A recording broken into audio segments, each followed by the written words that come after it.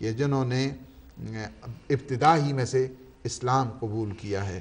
اور پھر ان کی عظمت اس قدر زیادہ ہے، عظمت اس قدر زیادہ، پیغمبر اسلام انہیں دعائیں دیا کرتے تھے. حتیٰ کہ جب پیغمبر اسلام ان کے گھر تشریف لے جاتے تھے تو یہ جب پیغمبر، ہمیشہ روٹین ہوتی تھی پیغمبر کی، دروازہ نوک کرنے کے بعد فرماتے تھے السلام علیکم، یعنی پہلا سلام کرتے تھے یا آہستہ تھوڑا جواب دیتے تھے تاکہ پیغمبر دوبارہ سلام کہیں، تیسری مرتبہ سلام کہیں. ایک دفعہ جب سلام کیا، دوسری مرتبہ گیا، تیسری مرتبہ فوراً دوڑ کے گئے کہ پیغمبر واپس نہ جائیں. اور کہتے ہیں کہ آئے بڑا اہتمام کیا کرتے تھے پیغمبر اسلام، جب تشریف لاتے تھے بہت خاطر مدارت، اور پیغمبر ان کے لیے دعا فرماتے تھے اللہم اجعل صلواتک ورحمتک علی آل سعد بن عبادہ، خدایا تو رحم فرما، اپنا درود بھیج سعد ابن عبادہ کی اس ذریت پر. یعنی حتیٰ کہ پیغمبر اسلام دعا کرتے تھے نہ فقط سعد ابن عبادہ کے لیے بلکہ ان کے بچوں کے لیے، ان کے آل اور ان کی اولاد کے لیے. اور فتح مکہ جب ہوئی تو علم جو ہے نا ایک انصار کا ان کے پاس بھی تھا. انہوں نے بہر کیف ایک لیڈر تھے اور ایک سردار تھے اپنی قوم میں، ایک حیثیت تھی، ایک شرف تھی. اور اس دوران انہوں نے کہا تھا کہ آج تھوڑا سا ان سے کچھ انتقام بھی لینا چاہیے، چونکہ پیغمبر اسلام نے جو کچھ کے ساتھ جو ان لوگوں نے کیا ہے، ان قریش نے، اہل مکہ نے.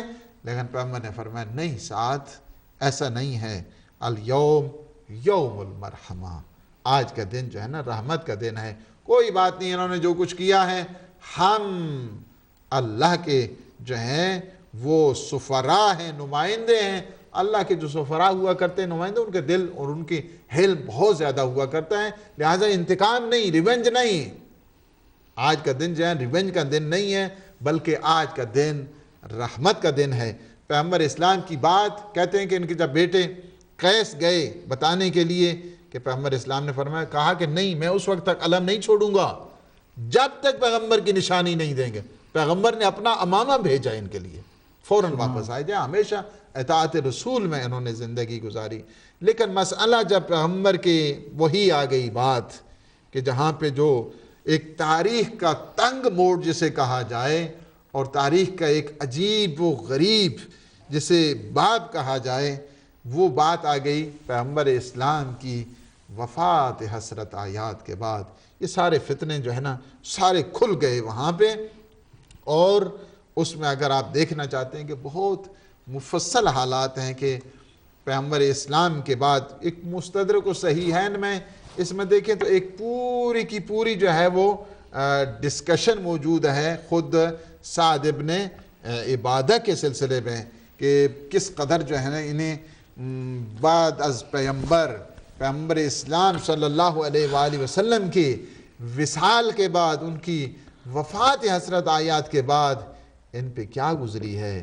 آ گیا وہ سقیفہ کا موڑ کہ جب ایک بہر کیف خلافت سازی کی جا رہی ہے اور وہاں پہ بنایا جا رہا ہے، حالانکہ ساری چیزیں پیغمبر اسلام بتا کے گئے تھے.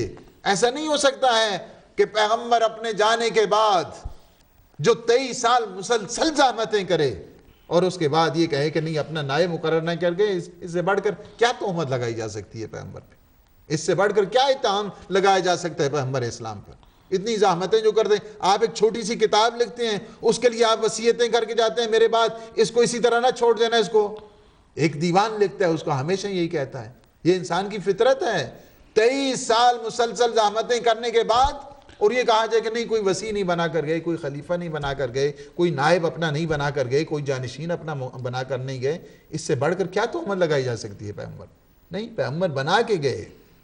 آپ نے اگلا الگ سے 20 بنانے 20 بنا لو، لیکن یہ نہ کہو کہ پیغمبر نے اپنے بعد جو ہے نا کوئی وصیت نہیں کی تھی. پیغمبر خود فرماتے ہیں کہ جو بغیر وصیت کے مر جائے وہ ملعون مرا کرتا ہے. پیغمبر نے کیا وصیت کی تھی؟ ہر مسلمان کا فریضہ بنتا ہے کہ وہ پیغمبر کے جو وصیت کے سلسلے میں اتنی تاکید فرما دے. یہی بارہا فرما دیا تھا، انی تارکن فیکم الثقلین کتاب اللہ وعطرتی اہل بیتی ما ان تمسکتم بہما لن تضلوا بعدی ابدا حتی یرد علی الحوض، یاد رکھنا تمہاری سرپرستی کے لیے، تمہیں گمراہی سے بچانے کے لیے، میں تمہیں اس قوم، اس فتنوں کی آگ سے بچانے کے لیے دو گراں بہا چیزیں چھوڑے جا رہا ہوں۔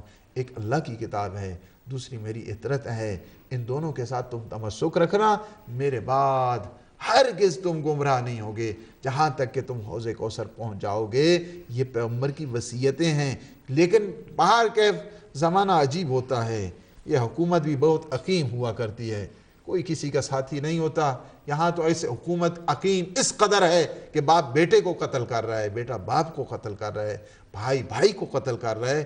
یہ حکومت والے جب حکومت کا نشہ اور اس کا جو دل و دماغ پر چھا جاتا ہے، اسے حق نہیں بلکہ وہ ہو جاتا ہے صم بکم عمی فہم لا یرجعون۔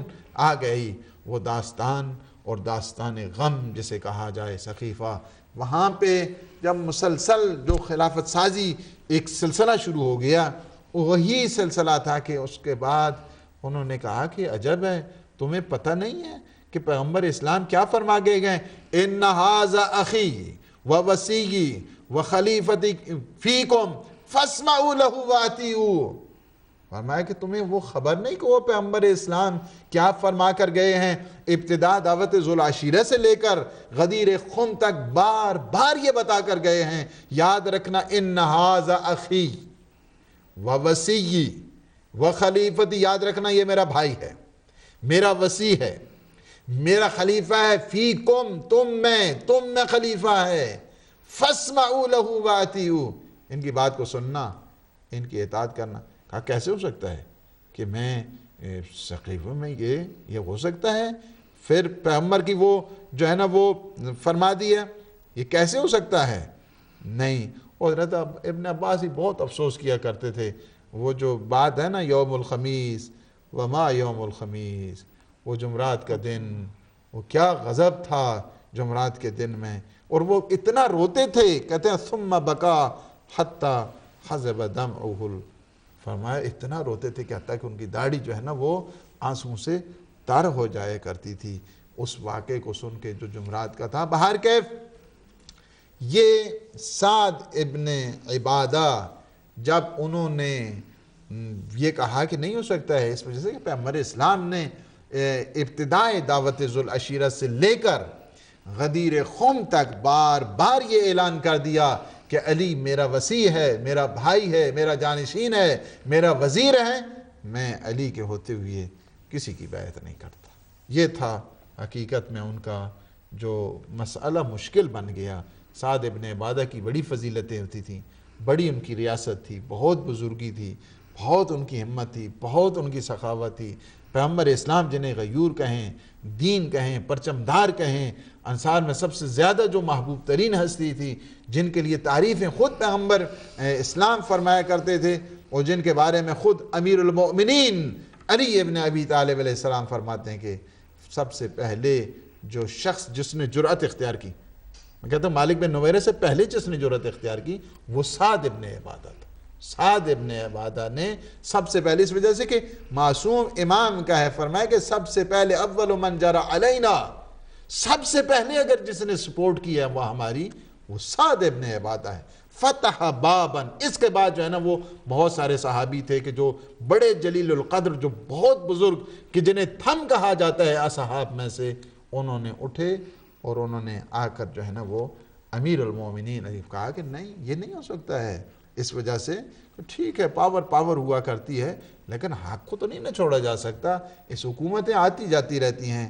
باہر کیف یہ جو مسئلہ بنا، اس کا یہ جو داستان ہے سقیفہ کی، اس کے بعد وہ انہوں نے کیا کیا، چونکہ ان کا ایک بہت بڑی اپروچ تھی، بہت بڑی بازو تھے ان کے، بہت طاقت تھی، لہٰذا ان کے خلاف اس وقت تو نہیں، باہر کیف جس وقت مسلسل زور دیا، کہا کہ اگر سعد بن عبادہ بیعت نہیں کرتے تو اس کا مطلب یعنی یہ ہے کہ قبیلہ خزرج بھی گیا، قبیلہ اوس بھی گیا، قبیلہ اوس کے جو سردار ہیں وہ سعد بن معاذ ہیں، اور جو خزرج والے ہیں سعد بن عبادہ ہیں، دونوں بہت بزرگ ہستیاں ہیں، اور اگر یہ نہیں ہو سکتے، ان کے بیٹے جو قیس ہیں ان سے بات، انہوں نے کہا کہ یاد رکھنا میرے باپ کی طرف کوئی میلی نگاہ نہیں اٹھا کے دیکھ سکتا، اس کی وجہ یہ ہے کہ سعد کا قتل اس بات پہ دلیل ہے کہ سعد کے بیٹے نہیں ہیں، 6 بیٹے ہیں سعد کے بیٹے نہیں،